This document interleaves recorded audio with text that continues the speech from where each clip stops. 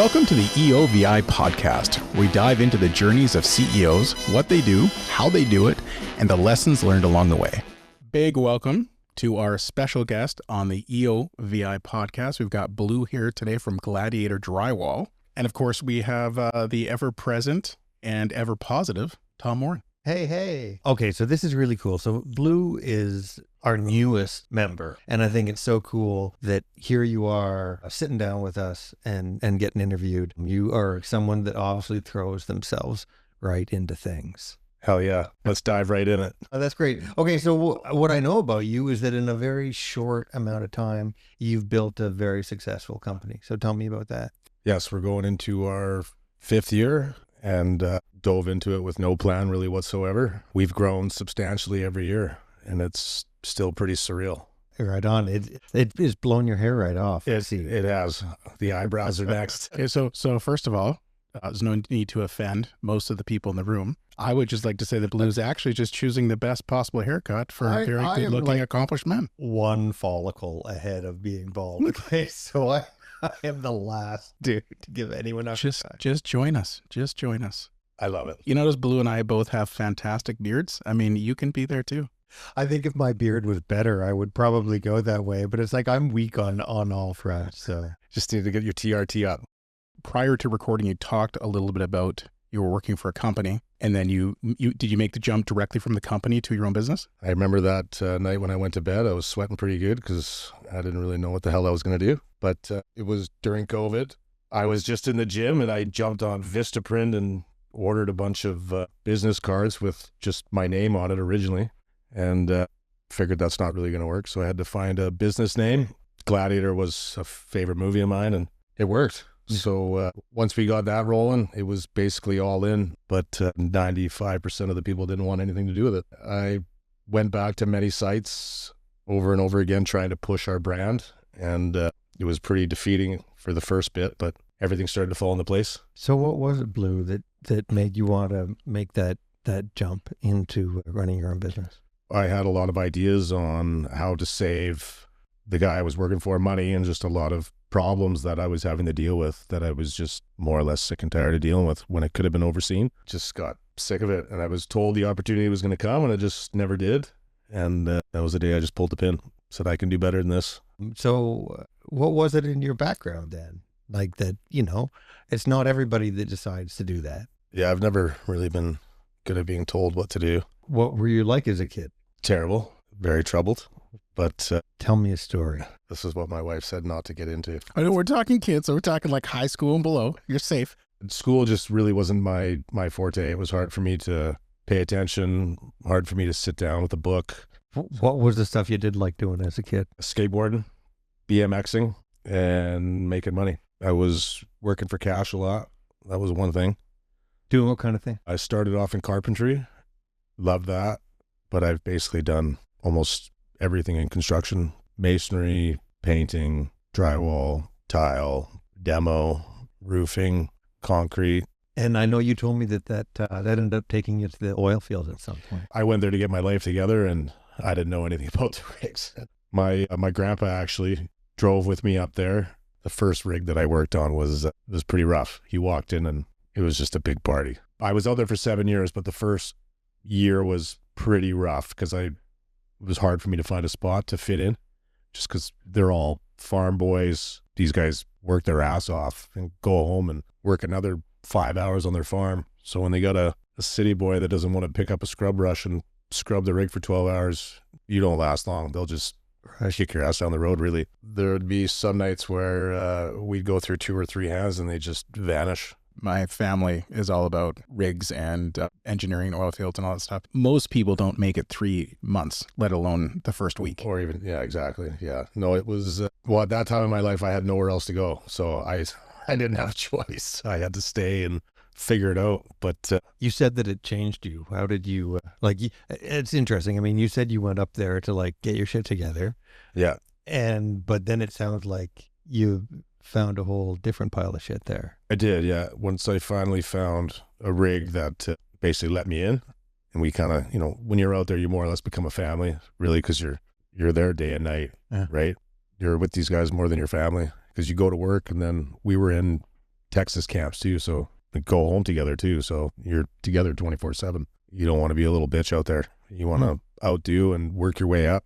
I worked roughneck for, lease hand for 2 years. I worked roughneck for 2 years. And I worked motor hand for about 1.5 years.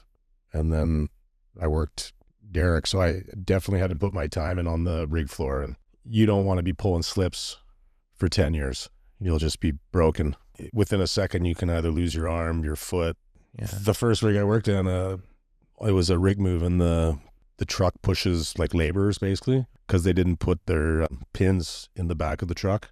So when they hook them up with the cables and they winch them up, there's roll-off pins that they have on the side, but they didn't have it in. And as they were bringing it up, it tipped over and crushed them. So yeah, that was a wake-up call. Yeah, there was numerous fingers and hands that were cut off and busted, my finger being one of them. And then just people drinking and driving, or falling asleep, going home, or driving home after their hitch. But there's numerous accidents out there. Frostbite too, right? Or burning yourself, chemical burns, steam. The drilling solutions too can screw you up pretty bad wearing your proper PPE. Okay, so why did you stay in that environment? I didn't have another choice. Like I said, I didn't have anything to fall back on. Huh? I left at a pretty dark place, so I had nowhere else to go back. So I more or less just felt stuck. I felt like that was my career and that was my path. And I was honored. Like the derrick position is the position that I wanted for the whole time I was working there. And explain to me what that is. Derrick is basically in control of the mud. So you got to make sure your tanks are full, your mud properties are dialed in. You got to do your mud checks. And then when you're pulling out of the hole, so either when you reach your total depth or between surface, intermediate, or main hole, you got to go up the stick to pull pipe out. So as the pipe's coming up, the roughnecks will spin it out, and then you're above. The driller will basically hoist the hydraulics out to bring it to you. You have to unlatch and basically pull the pipe in and stack it in the derrick for 12 hours. Oh. That was my favorite part though, because you just got to stay up there, put your headphones in and do your own thing. You say that it changed you. I had a pretty bad attitude growing up, became more respectful and just more honored for who I was, just gaining more respect for myself, coming from where I was to where I was there, how I was needed, and I had a job to do. Yeah. I was sober, actually. I quit drinking. I bought a house, and I got fed up with it out there. It was lonely. The morale on the rigs is rough. They're all divorced, 10 wives, falling in love with strippers, just endless dark stories with no goals on where they're going to be. They're just going to die on the rig, basically. It's not a happy place. And then when I got sober and I was working there, I was in a different mind state than everybody else. Everyone was still chasing the party, and I just wanted to make money.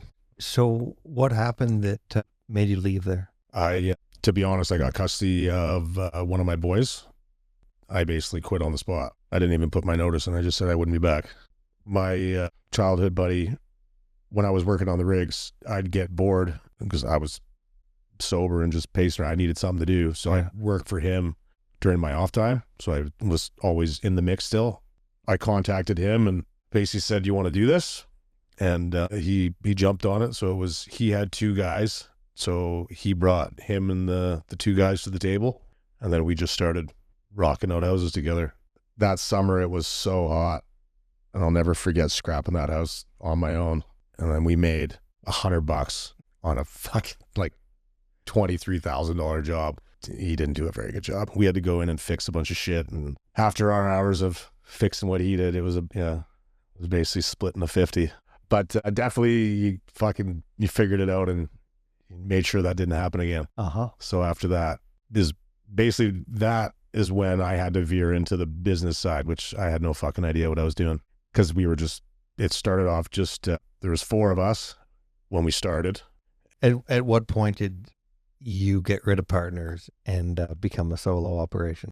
That was about 3 weeks ago. Oh, that's right. You mentioned that. Yeah. Yeah. Like, what was the story?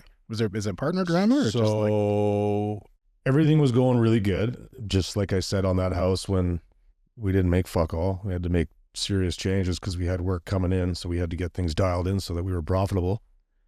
And I took that seat more or less right away because somebody had to dive in it. But basically, as we grew and the meetings became, more pressure in some cases with some bigger jobs, it just we didn't grow together. So he always got things done in the field. Amazing taper, the fastest taper you'd probably ever see, and just very efficient. But it was hard for him to grow and veer out of putting the pouch down and just diving into the business side. And it was more or less hard for me to try and train him because I was just more or less in the seat, and my mentality is I'll just do it, because for me to, lay it out twice is time wasted in my eyes. I can just keep it going. So things might have been different if, we pushed each other a lot more together to get to where we are today, but I didn't have time for that. And basically we had to keep things going because we were growing faster than we imagined. Like we doubled in our second year, really. So I didn't really have time to step back like that. But and have you taken on folks in your company that have more of that leadership capacity? So during the time 3 weeks ago when we were getting things in place for him to step down, and again, he's still working for the company. He's a sub-taper, so he's still doing his thing. So we're grateful for that. And actually in the EO training, I brought up my situation and just what was going on. And they actually walked me through on some options that other people did to basically, get the morale back up. And I ended up meeting up with my guys after that and just being more honest and just letting them know like the deep stuff on why it didn't work and why this had to happen. And they opened up with a lot of respect for that and actually were more understanding. And I gave both of them, because they've been in the company the longest and they've been employees. So I gave them the opportunity that I didn't have, and basically just didn't really give them a choice. Just said, you're going to be stepping it up, and one guy's going to be a QC guy and one guy's basically going to be the labor foreman.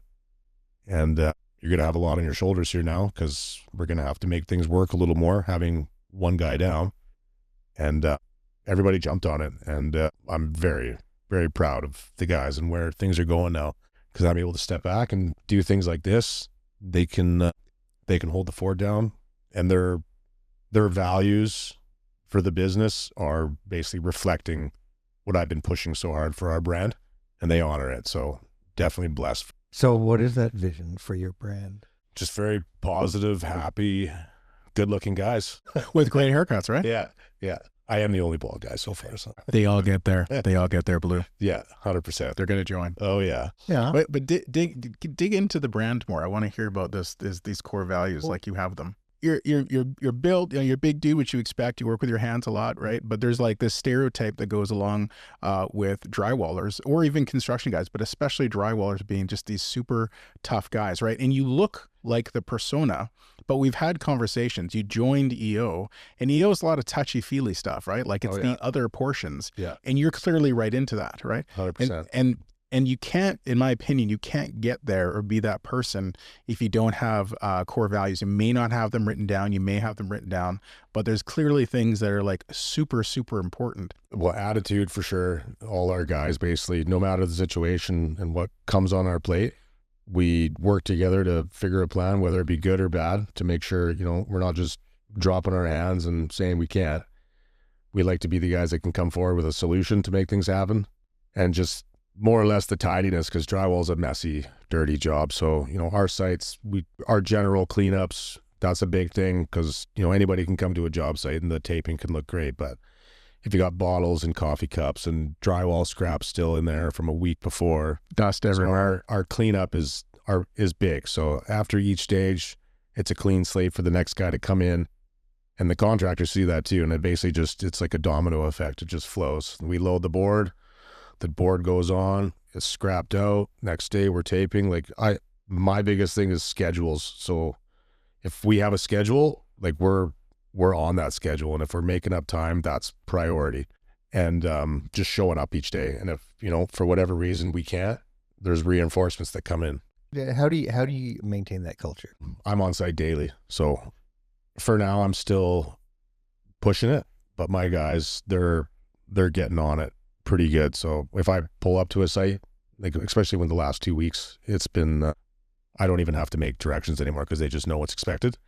And that's super important. And I'm proud of the guys for picking that up, because it's in our trade, things come up. And with me having to reach out to the guys, you know, they'll have their tasks laid out the day before, but by 7 or 8 in the morning, I've got 10 other things that they have to do. So for them to get everything done and not forget anything is huge.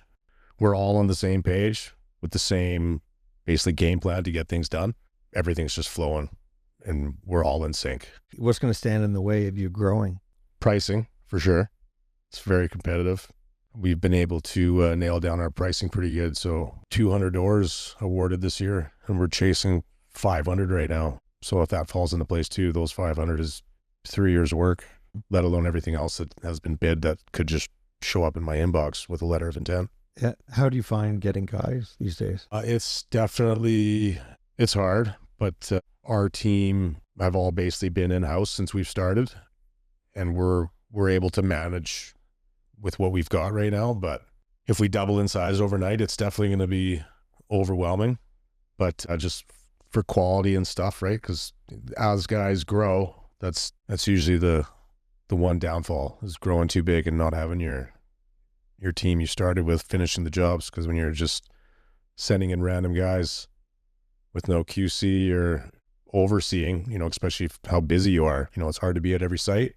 It can be, that can cripple you overnight. One bad painted job, they'll just kick you down the road.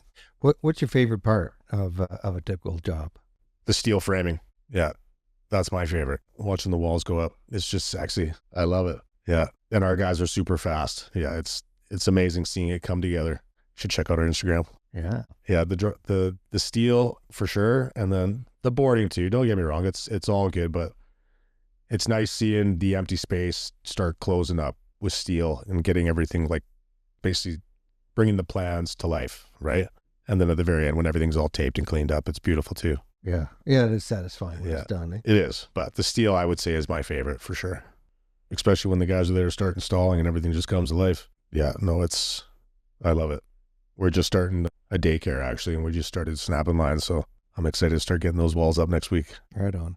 So, okay, so from where you are now, like looking back, like what would you tell that, you know, kid that was skipping class in high school? Fuck. I think about it more often than you'd think. Uh-huh.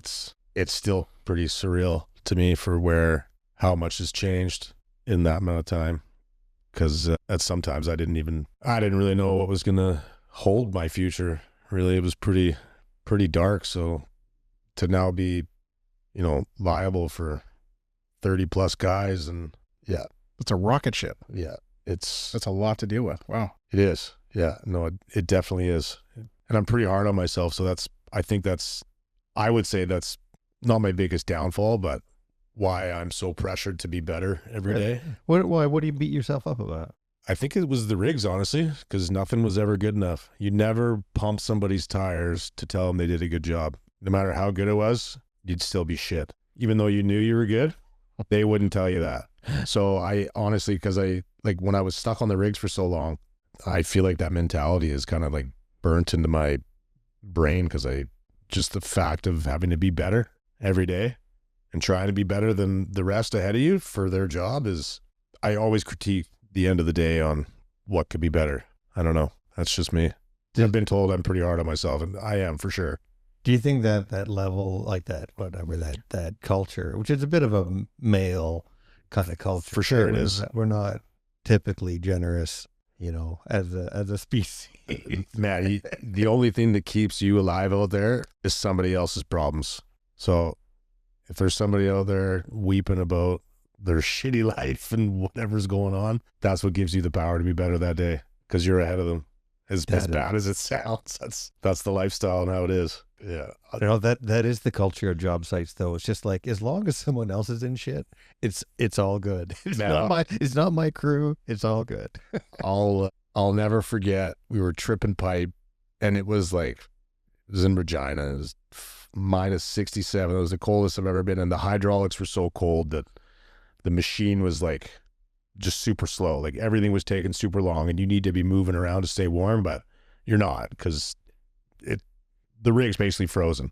And I was in court during that time for a family matter, and buddy pulled up the rate on suicides for divorce just to throw it out there, just for everyone to get a kick out of it. This is Tony Robbins. Man, it is motivational. And he's going on just about everything, the alimony and all this other shit you're gonna have to pay. And man, that was the shittiest day I had. But I just busted my ass and got through it. But yeah, it's anything that a guy could throw at you to basically bring you down, to bring everybody else's morale up. That's why a lot of people don't make it. It's crazy. But you know, the thing is, when I met you and just started to get to know you a little bit, and it hasn't been long, but it's like, you don't come across as being a negative guy, right? You come across as actually. Yeah, definitely. I dealt with negative, dark problems for the majority of my life. So now I've noticed problems come up. They just roll off me. I just keep going. I don't let anything slow me down anymore, because I spent too long dreading on the past and what I could have changed to be better and all the mistakes I made. But I've basically grown to realize, all the troubles and, pain and blood, sweat, and tears and whatever I did in my past basically grew me to be the man I am today. 100%. Am I hearing like you've forgiven yourself for the person you used to be, or? Yeah, more or less, for sure. Maybe not for all things, but definitely for most, because I've definitely a big 180. I just had a good friend of mine. He just passed away, and I met him when we started our business, and his death has actually been a huge impact on my thoughts on life. He's a tough, huge dude. Went to jiu-jitsu all the time, but he was a carpenter, and he ended up getting cancer, and he died within 3 months. 40 years old, no kids. And we were just talking about all the goals we had, all these big jobs we're going to do and where we're going. And it's just fucking like that. It's done. So how do you want to be remembered? As a champion, loyal, honest, good looking. Well, that's a given with a haircut. You've got a young son, daughter. Kingston. Yeah. He's 7. Yeah. Just turned. What does he mean to you? Everything. Yeah. He's a little savage. It's almost like thinks he's 15 already. Like the stuff he does, maybe when I was like 12 or 13, I remember reenacting Arnold movies and Jean-Claude Van Damme and whatnot.